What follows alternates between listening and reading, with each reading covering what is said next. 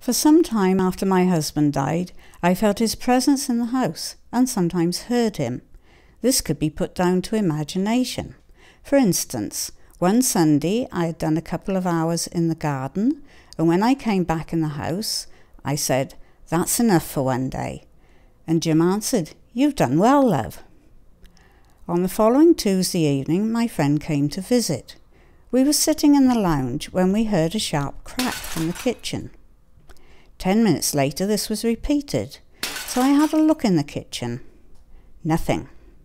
When I came back into the lounge, my friend was standing stock still and as white as a sheet.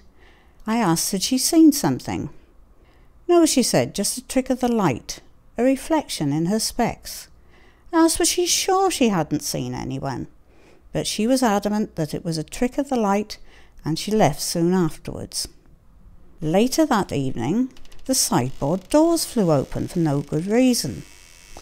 This was all a bit spooky, so I said, "Cut it out, Jim," and all was quiet for a day or two. Then on Thursday, again in the evening, a photograph flew off the unit, hit the vertical blinds, and finally came to rest very neatly on a pile of Jim's jigsaws under another unit. Up the pub at the weekend, I asked a medium to help me, but she said she didn't work when she was drinking, which I suppose was very wise. I then asked a friend's daughter, who is, as her mother says, into mumbo-jumbo.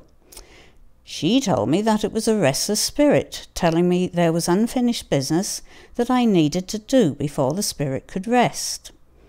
If I was happy to have the spirit around, I could find out what I had to finish and do it.